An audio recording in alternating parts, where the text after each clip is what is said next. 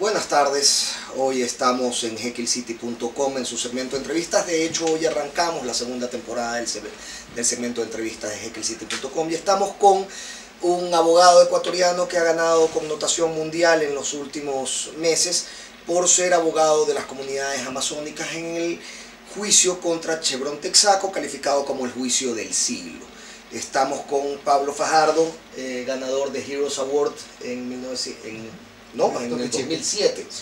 En el 2008 ganador del premio Goldman para el medio ambiente, miembro del Frente de Defensa de la Amazonía y además abogado ganador en el caso contra Chevron Texaco, que es la reparación más grande que se ha determinado en tribunales por contaminación relacionada con derrames de petróleo.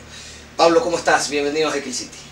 Muchísimas gracias por el espacio y bueno, pues gustoso compartir con ustedes nuestra experiencia en este caso, que por alguna razón es el caso ambiental, o la lucha ambiental más grande de la humanidad.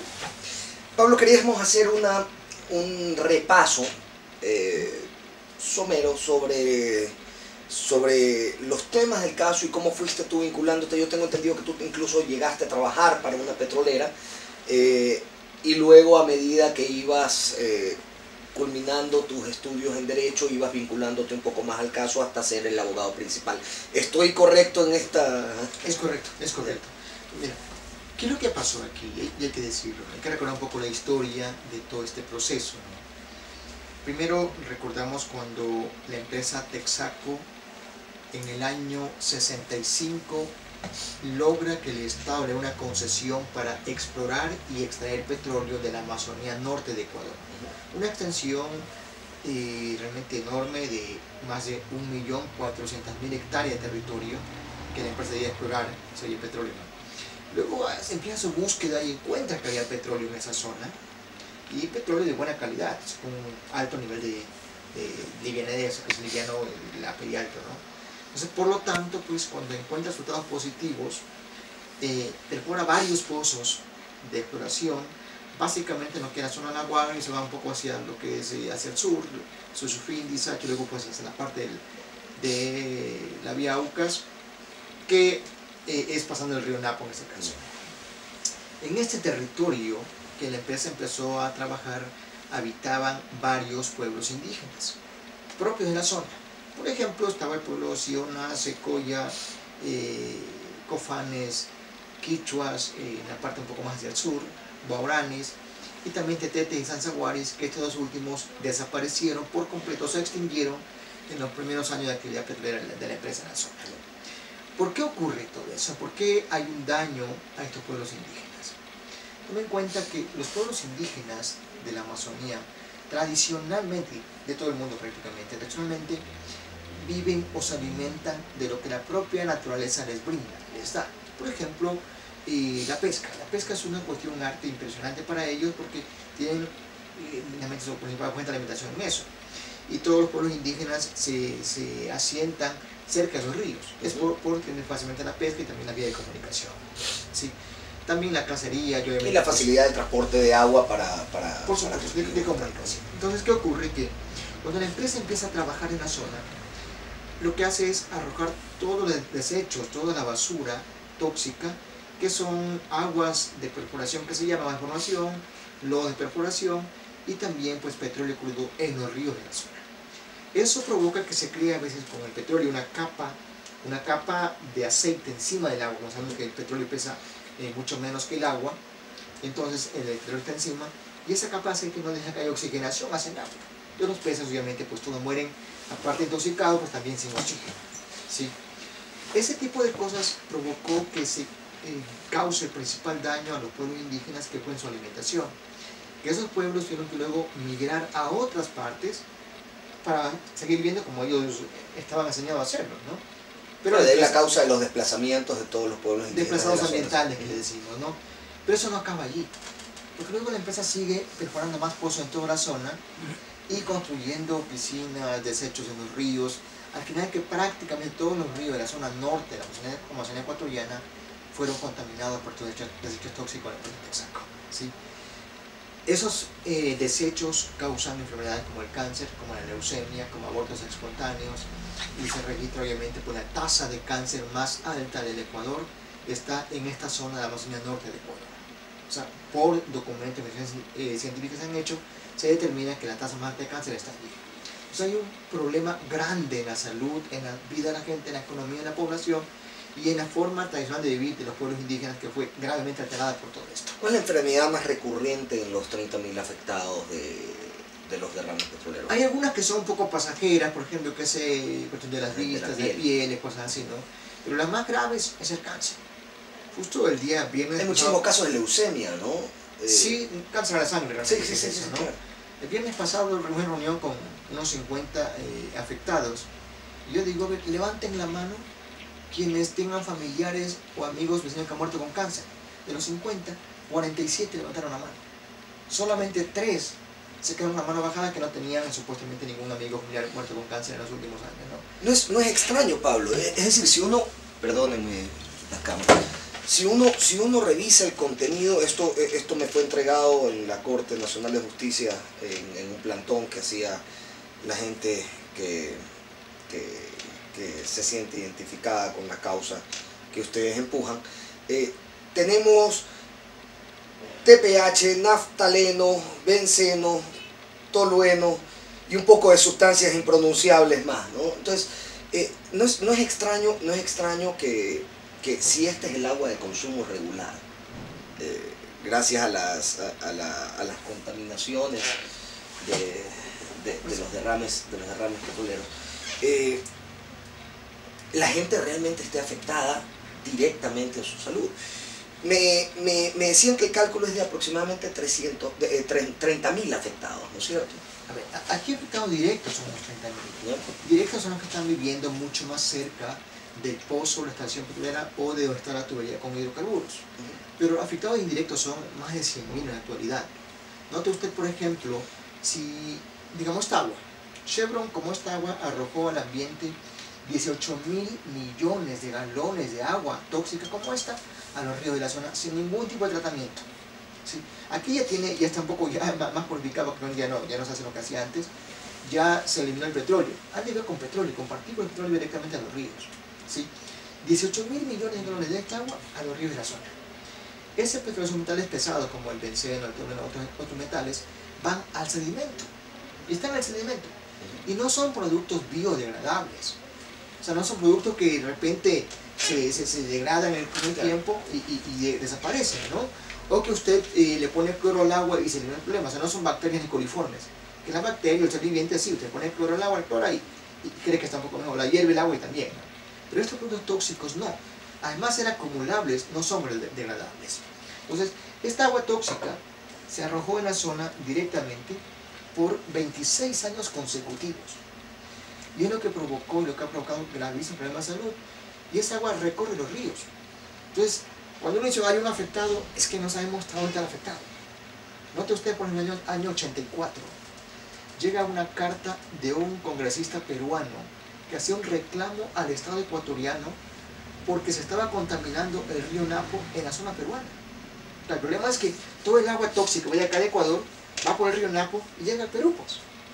Y son varios cientos de kilómetros. Entonces, cuando decimos 30.000 afectados, son los que están allí más cercanos. Pero la población afectada, la víctima en este caso, son varios cientos quizás de personas, cientos de miles de personas. Ya. Pablo, el 14 de febrero del año 2011 y el 3 de enero del 2012 fue ratificada la sentencia que condenaba a Chevron Texaco a una reparación y compensación de 9.500 millones y el doble si la compañía no estaba determinada a pedir disculpas públicas.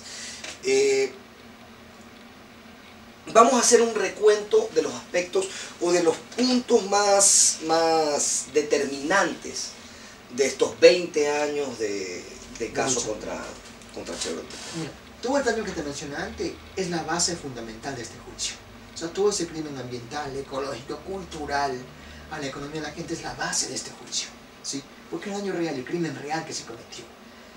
Luego de ese crimen, la gente que buscaba una solución a su problema planteamos nuestra demanda el 3 de noviembre del año 93 en Nueva York. Nosotros fuimos a Nueva York porque la sede de la empresa estaba allí en Nueva York, la matriz estaba en Nueva York, y decíamos, bueno, demandamos aquí, y demandamos allí. Chevron en ese tiempo argumentó que si es que había un juicio, este debía tramitarse en las Cortes de Ecuador, no en Estados Unidos, alegando que supuestamente no era el fuero conveniente, que no eran los jueces naturales de este juicio que es en Ecuador. Después de 9 años de batalla jurídica, solamente discutiendo si el juicio iba allá o venía acá, al final Chevron ganó esa batalla y la Corte de Nueva York dispuso que el juicio venga a tramitarse en las Cortes ecuatorianas, que Chevron se someta a la justicia ecuatoriana, ¿sí? Arguyendo que aquí estaba el daño y que era más fácil probar o lo contrario, de que sí hubo no el daño, ¿sí? Luego empezamos el juicio en Ecuador, en el año 2003, exactamente el 7 de mayo, incluso la demanda aquí en Ecuador. ¿Tú te incorporaste al juicio en qué etapa? A ver, yo estoy en el proceso en distintos espacios y momentos. El primer momento que estuve yo en el caso, ¿sí?, fue en los años 93, 94, que era más como un activista, un joven que buscaba una solución, que se unía junto a la gente para luchar con ellos. Pero como abogado estoy en el 2005 y como ayudante de abogado desde el 2003. Esta es una lucha de David contra Goliat. ¿Cuáles son los obstáculos más grandes? Aquellos que te han frustrado más en todos estos años de militancia en este proceso. Sí, yo creo que el obstáculo más grande que tenemos y que al mismo tiempo también es el poder más grande de Chevron también es la parte económica. O sea, Chevron tiene bajo su concepto de que si aniquila económicamente a los demandantes, obviamente que este crimen queda en impunidad y no habría forma de obligarle a pagar por su crimen. Entonces, es una limitación nuestra la parte económica, ¿sí? Es un gran obstáculo. Entonces, Chevron abusa de eso, solo para que tengas como referencia nada más. En el año 2011, Chevron llegó a contratar más de 540 abogados full time, o sea, tiempo completo, para este caso, para que ataquen y destruyan este caso solo en Estados Unidos. En Ecuador tiene otro centenar de abogados trabajando en este caso.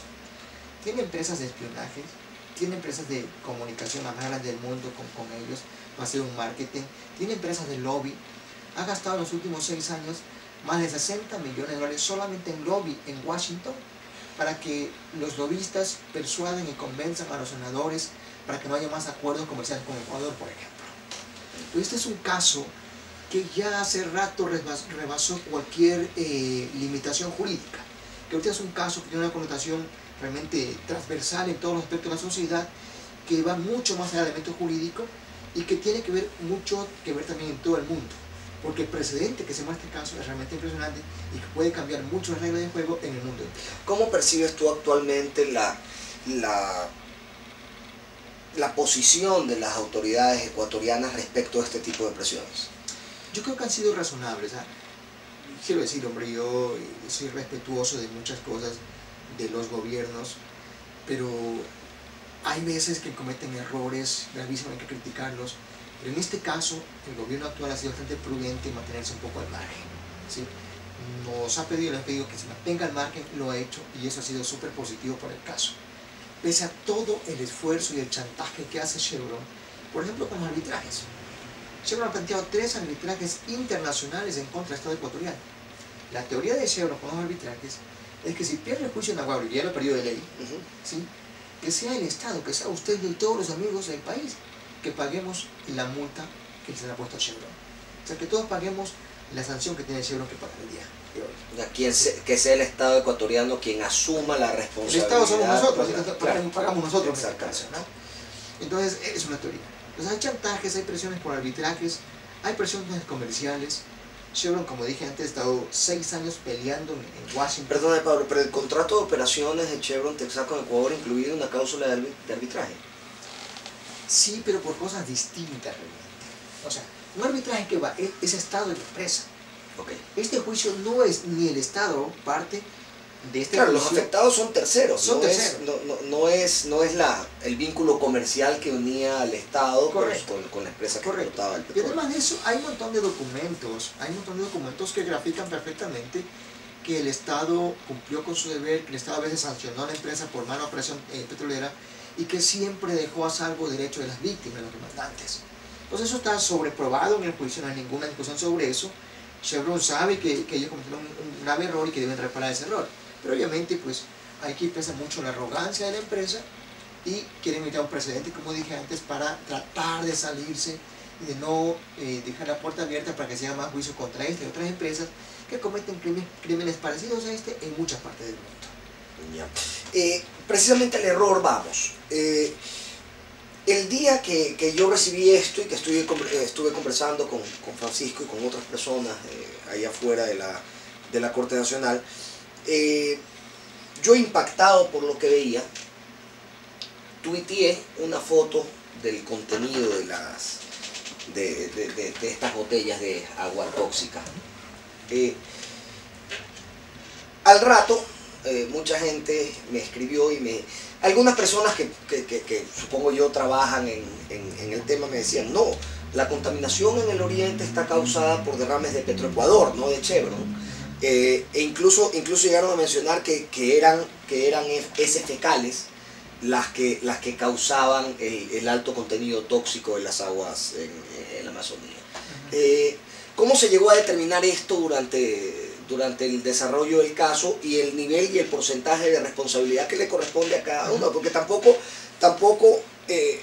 digamos, la consigna debe ser reparar a las víctimas de este desastre ambiental, y en eso estamos claros todos, pero que las repare quien debe repararla y quien realmente tiene, y que los porcentajes de responsabilidad se dividan de una manera adecuada y muy bien fundamentada.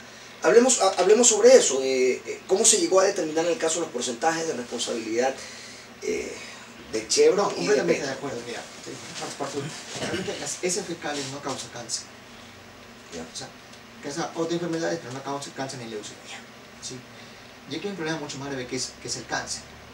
El cromo hexavalente, por ejemplo, el benceno, el tolueno, que son varios productos tóxicos de la industria petrolera, sí causan cáncer. Y Chevron lo ha reconocido en Estados Unidos en esa forma. Primero. Segundo, sobre la responsabilidad o corresponsabilidad de Petroecuador es una cosa muy distinta. Aquí partamos de la parte, digamos, contractual y la práctica de operaciones. La empresa Texaco fue la única operadora, entiéndase bien, desde el año 64 hasta junio del año 90 en la zona. No operaba ninguna otra empresa que la empresa Texaco en la zona. Nuestro juicio es únicamente por ese daño producido en esos años. O sea, el daño se produjo cuando Texaco estuvo operando allí. Es lo que reclamamos únicamente. Se sostiene también que Chevron Texaco también hizo una reparación. Eso está recogido incluso en el documental Cruz. Eso fue una reparación que es interesantísima, que fue un fraude gigantesco. Si hablamos de fraude, es el fraude más grande que se ha cometido en la zona, por lo menos. ¿Sí? ¿Qué es lo que pasó allí?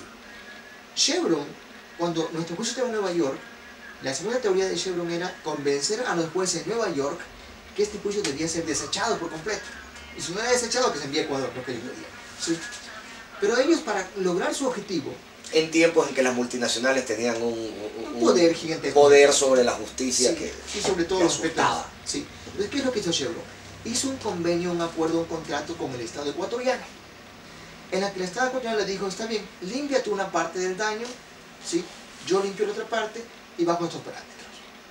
Y Chevron fue corriendo con ese acuerdo, señores, en Nueva York, ya el Estado me libera toda la responsabilidad porque ya voy a limpiar la parte que me corresponde. Bueno, después limpias, sin limpiarlo, ya van con eso. Después hacen el simulacro de limpieza. Y obviamente, pues como ellos tenían fuerte influencia en el país, año 98, el gobierno del señor Yamil Maguad le liberan a Texaco de toda responsabilidad, el Estado. Porque supuestamente Texaco había limpiado la zona. Pero, sobre toda responsabilidad concerniente del contrato que tenía Chevron Texaco con el Estado, del contrato, no con los ciudadanos habitantes de la zona. ¿No? Y el contrato es que eso es importante de determinar, ¿no? Porque eso es un argumento que se esgrime como un argumento jurídico en el caso, cuando realmente tiene que ver con otro asunto completamente distinto, ¿no? Con cuestiones netamente contractuales entre el Estado y la empresa operadora y no con el daño que se causa a las comunidades adyacentes. Completamente de acuerdo, ¿sí? Esa es la apreciación. Y en el mismo contrato, en ese acta de que se libera toda responsabilidad, también se deja a salvo el derecho de terceros para que ejerzan sus derechos de acuerdo a la ley, que es lo que hacemos en este caso. O sea, nunca hubo un trance con los demandantes, pese a que hubo un esfuerzo grande de Chevron, de negociar con el gobierno, con municipios, con grupos indígenas, pero fue una cosa que... Y sobre todo dejarlo claro, nunca hubo una liberación universal de responsabilidad. No puede haber. O sea, el gobierno, ni por más que sea, no pueden negociar con tus derechos personales como tal. O sea, no pueden ese tipo de cosas. Acá el Estado no puede negociar con mis derechos a un ambiente sano, a la vida o a la justicia. Sí. Entonces, hablemos claro, Pablo. En todo este tiempo que has estado al frente del caso o participando de él de una forma más de activismo que desde el aspecto jurídico, ¿se te han acercado emisarios de la empresa a proponerte algo indebido? No, no, a mí no. Y, o sea, alguna vez lo hicieron con otros compañeros, ¿sí? Y algunos negociaron con los grupos indígenas en ese año 95 exactamente, sí. Pero con nosotros no directamente, creo que no lo van a hacer en esa línea. Y te lo digo porque es Vox Populi que muchas de las cosas, muchos de los daños que se ocasionan en la Amazonía a falta de control del Estado son negociados directamente en una especie de reparación que no deja de ser una minucia con las comunidades, directamente con los líderes comunitarios o con las personas que empujan estas causas ambientales, ¿no? Y se habla de petroleros, se habla de madereros, se habla de muchísimas empresas muy grandes que en el momento en que se ven en una situación comprometida respecto de sus operaciones, lo que hacen es ir a, digámoslo claro, a sobornar a las personas que es una práctica bastante frecuente que usan en la zona. Este caso afortunadamente ha estado al margen de ese tipo de elementos, porque yo creo que hemos logrado también trabajar fuertemente en la creación de una estructura organizativa que se llama Asamblea de Afectados por Texaco, en la que están los grupos indígenas y colonos muy bien organizados. Estamos junto con ellos todo el tiempo. Tenemos una fluidez en la información con ellos, me reúno con ellos cada 8 días o cada 15 días por lo mucho. Lo que sí hay información bastante seria y hay confianza con todos los actores, es prácticamente imposible que pueda romperse ese núcleo. Y es lo que hacemos acá. La gente cae en esa trampa cuando no hay información, pero acá hay información. Entonces la gente sabe todo eso y además la gente es la que decide qué hacer y cómo hacer las cosas. Nosotros somos actores nada más o elementos que ejecutamos acciones que la gente va diciendo, esta es la línea. ¿Sí? Entonces hay un empoderamiento del caso muy importante de las propias víctimas que luchan por la justicia, luchan por su vida directamente allí. ¿Sí? Entonces es un caso un poco distinto en ese contexto. Pablo, todo eso cuesta. Y son 20 años de caso. Incluso en los últimos años se han hecho gestiones que se podrían llamar de lobbying internacional para hacer conocer el caso y para que esto quede fresco en la memoria de las personas que se interesan por temas ambientales y lo adopten como causa propia. Hablemos de dinero. ¿Cómo han logrado financiar durante estos 20 años el llevar esta causa adelante? Creo que aquí, hay varias fuentes de financiamiento, que a veces alguna de ellas la gente no las valora, pero nosotros que sabemos qué es, la valoramos muchísimo. Yo parto primero del propio apoyo de las víctimas, de la gente, que son quienes ponen su esfuerzo diario en esta batalla. Son 20 años de lucha.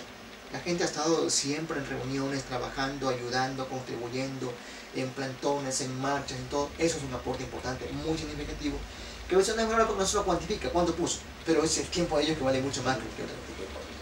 Segundo, hay también apoyo financiero de varias ONGs norteamericanas y europeas que han aportado económicamente para procesos de lucha por defensa de derechos humanos y ambientales de pueblos indígenas. Entonces, muchos han aportado con cantidades pequeñas, pero han aportado en el contexto. Tercero, también, por 15 años consecutivos, un bufete, una firma de Filadelfia, en Estados Unidos, financió el caso, el costo del caso, bajo el compromiso nuestro que si ganamos, le pagamos lo que ha invertido en el caso, lo que han trabajado, obviamente, con un interés que es razonable y justo. Usted y yo, nadie va a trabajar gratuitamente. Trabajamos porque al menos hay que comer y buscar recursos para eso. Y si perdemos el caso, nadie debe. O sea, ellos pierden también. Ese es el acuerdo. Si ganamos, devolvemos y pagamos. Y si perdemos, ellos y nosotros perdemos juntos. Sí. El caso está ganado en Corte Provincial. Tengo entendido que va a Corte Nacional, ¿no? Está en la Corte Nacional. ¿Para cuándo tienen audiencia? No hay audiencia todavía fijada, ni siquiera hay la admisión del caso todavía, aún está en sala de conjueces todavía para la admisión, que creemos que será en los siguientes días porque ya está muy cerca de llegar al número que le corresponde. Ya. Perdón, me perdí, ahí tenemos un corte. Ya, bueno, tenemos una sentencia que cómo podemos llevar a ejecución ese fallo. Si la compañía durante estos años se ha puesto a muy buen recaudo y no tiene ningún tipo de bienes ni operaciones en el país. Mira, realmente Chevron está actuando mucho tiempo ya como un verdadero prófugo de la justicia. Está haciendo cosas indebidas para tratar de ocultarse de nuestra persecución, en el sentido que paguen por el crimen que han cometido. Pero ningún prófugo está eternamente oculto, ¿no? Aunque sean los daños, pero tienen que pagar. Y tienen que pagarlo y completo, ¿sí? Además es una empresa tan grande que es muy difícil que pueda ocultarse, ¿sí? Es una de las tres más grandes del mundo, la área petrolera norteamericana, básicamente, ¿sí? Entonces, note usted que ha hecho Chevron, por ejemplo, aparte de tener en su matriz, ha creado actualmente más de 70 empresas holding o empresas subsidiarias dispersas por muchas partes del mundo y que operan, obviamente, a nombre de esas empresas holding. Entonces, una forma de ocultarse, ¿no? ¿Sí? Bueno, se ha hecho la investigación respectiva en los países que ellos están, cómo operan, cuáles son las partes contractuales. No hay países que tienen que directamente la matriz, nada más trabajar ya con una especie de representación legal ahí, pero en materias que responden. Hay otros países que permiten las subsidiarias que operen directamente. Bueno, esto todo está investigado ya. Y bajo esos elementos jurídicos de investigación también de activos de la empresa en esos países y de cómo ejecutar sentencia extranjera en otros países, ya empezamos 2 acciones de homologación de sentencia en Canadá y en Brasil. Eso supondría un procedimiento de ejecución que es otro juicio adicional en este país, ¿no? Pero es un juicio, o sea, primero es una práctica común mundial. O sea, en todo el mundo reconocen sentencias extranjeras. Sí, hay por ejemplo, un poco de reciprocidad, ¿no? O sea, si un país, yo qué sé, viene un divorcio de la gente que está ahorita en España, que mucha gente que si de España, por ejemplo, se divorcian allá, se homologa la sentencia acá. Esa misma práctica se aplica en este caso. La sentencia de Ecuador se la homologa en otro país, o sea, se la valida en otro país. Una vez que es validada la sentencia ya, se la puede ejecutar, se convierte en una sentencia local de ese país. Y se la ejecuta tranquilamente igual que ocurre acá en Ecuador, por ejemplo. Entonces es un proceso que hay países que puede demorar quizás 2 años, 3 años, otros mucho más rápido, pueden 6 meses, nada más 8 meses así. Pero ya se ha esperado 20. Y una cosa importante aquí que es que la gente está lista a luchar hasta el final. Tengo muchos amigos, muchas personas que ellos sufren con cáncer, los hijos a veces con cáncer, con leucemia, y la gente dice, vea, yo lo que quiero es que mi hijo no sufra lo que yo he sufrido. Y lucho para que eso no pase nunca más con mi familia. Entonces, la gente está lista a luchar hasta el final en todo esto, porque lo que está en juego para la gente es la vida y la dignidad de esa gente. Para Chevron es la plata y algo de su imagen, quizás, pero para la gente es la vida, y la vida vale mucho más que cualquier otra cosa. Pablo, son muchos los daños causados, hay denuncias de violencia sexual, de pérdidas de territorios, de desplazamientos forzados. ¿Cómo se logra compendiar todo esto en un solo caso?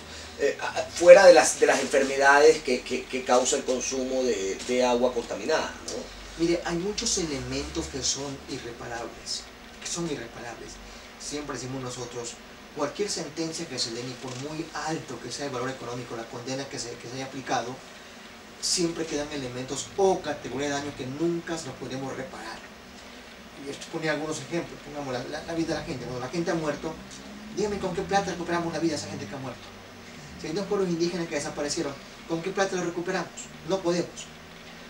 Pero hay daños, diversidad de la zona, ¿no? Igualmente, ¿no?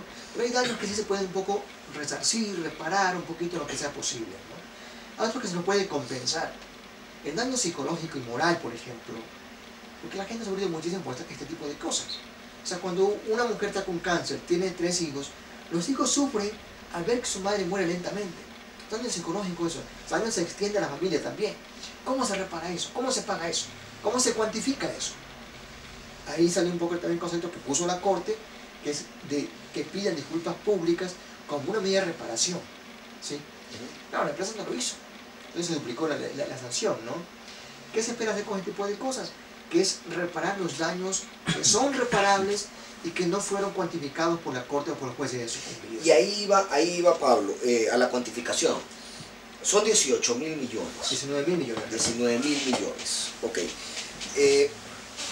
¿Cuánto de eso está cuantificado para reparación ambiental y cuánto para compensación económica a los afectados?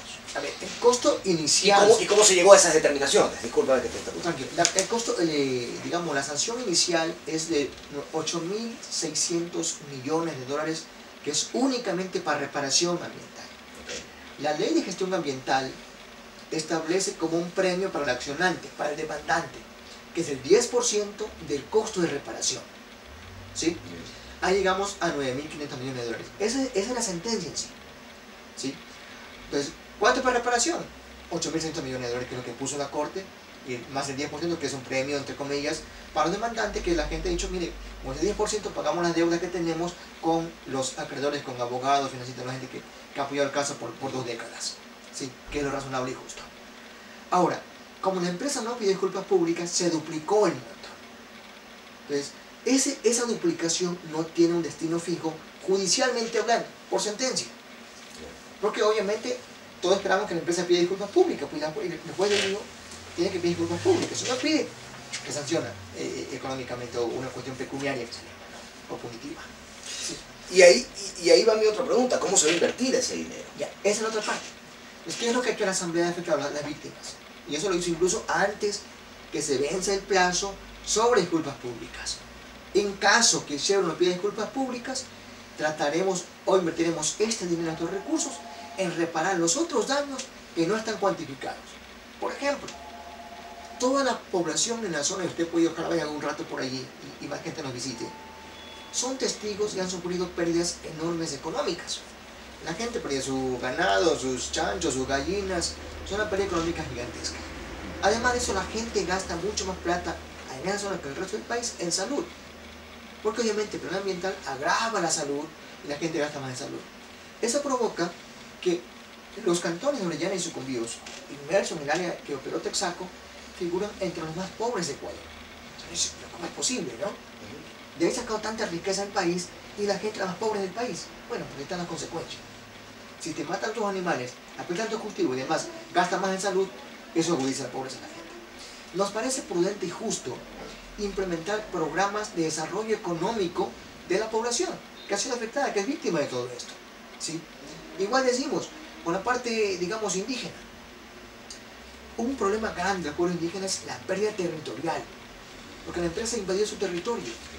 Creemos que también lo prudente y adecuado es recuperar ese territorio del pueblo indígena en lo que sea posible. ¿Qué implica eso?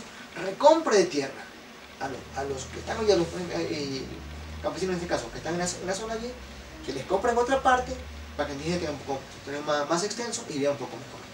Igual decimos en la parte de vialidad, por ejemplo. La empresa, y todo el mundo lo sabe, y Chevron no reconoce y admite, regaban petróleo en todas las carreteras para evitar que haya polvo. Ese crudo está en las que era una práctica común. Una práctica de la empresa. Pese que era prohibido, pero la empresa lo hacía, porque era más barato antes que asfaltar. ¿Sí? Ese crudo está en las carreteras y está en los sedimentos de los ríos porque fue retirado por la lluvia a los ríos. Y no hay una cifra económica para limpiar eso. O sea, no hay, el juez dijo, sí, está probado que hay un daño, pero no tengo una cifra económica. Y no puso una cifra económica. Entonces hay muchos daños que no están cuantificados. Y creemos que con esta duplicación hay que reparar esos daños, que es justo repararlos también. Pablo, hablábamos de que esta es una de las zonas más pobres del país. Tú no creciste lleno de lujos, tú creciste en condiciones de pobreza. ¿Cómo siente un habitante desde esa posición socioeconómica el poder de las empresas petroleras en la zona? Es criminal. Realmente es perverso lo que han hecho. Y yo lo digo de esta forma, mire, soy una persona que por razón de la vida estoy aquí, pero obviamente, como dices, mi origen es una familia de extrema pobreza. Soy el quinto de 10 hermanos y tiempo no había televisión y hace muchos niños y sí, pero además, ¿qué se hace pasar a las 9 de la noche en la radio? En esas épocas, hermano. Es otra entrevista. Es que quiero decirte con esto que he sufrido directamente las consecuencias, los embates de la injusticia de muchas empresas, no digo de todas. También hay empresas responsables que actúan respetando la vida, el ecosistema, la economía de la gente y todo, ¿no? Pero hay empresas que no son responsables. Y también están los estados, que a veces son a veces incapaces de controlar y de exigir a la empresa que actúen responsablemente. Digo yo, hombre, miren, nuestra posición no es en contra de las empresas, no es en contra del capital. Creemos que el mundo requiere petróleo para seguir moviendo, porque no hay otra fuente de energía ahorita que supla el petróleo. Y obviamente, la gente para que trabaje requiere dinero. Entonces, no estamos en contra de esos elementos. Estamos en contra de la forma como se hacen las cosas, ¿sí? Entonces, sí es indignante cuando una empresa abusa de su poder económico para obstruir la justicia, para apagar la vida de mucha gente, para no reconocer que alguien ha cometido un crimen. Somos tan indecentes muchas veces que pese a que todos reconocemos que nuestra vida se la debemos a la tierra, lo que comemos viene de la tierra, todas las empresas, todos los recursos que traemos vienen de la tierra, pero están mal agradecidos con la tierra que no respetamos a nuestra tierra. ¿Cuál es el siguiente paso para que la gente se sume a esta causa y la convierta en una causa común y propia? Pienso que primero es informarnos. Lamentablemente hay mucha desinformación en el país, mucha gente no conoce el origen de todo este caso, la lucha ni por qué la gente está luchando.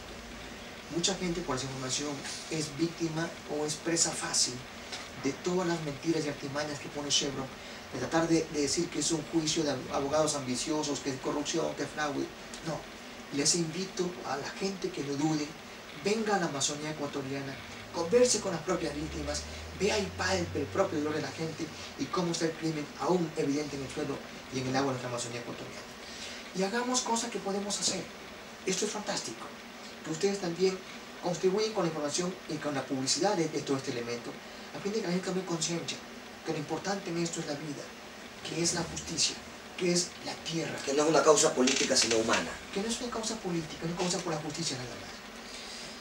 Pablo, te voy a tomar la palabra y te voy a comprometer frente a la cámara de HekelCity.com a que nos acompañes y nos guíes prontamente a una visita a la Amazonía y a un toxitour por las comunidades afectadas. Y te quiero agradecer inmensamente por tu presencia. Te hemos quitado mucho más tiempo del que habíamos pactado, pero quedan muchas cosas todavía por analizar, así que lo vamos a hacer en una segunda entrevista que ojalá tuviera lugar in situ en el oriente. Perfecto. Muchísimas gracias a ustedes. Gracias a ti, Pablo.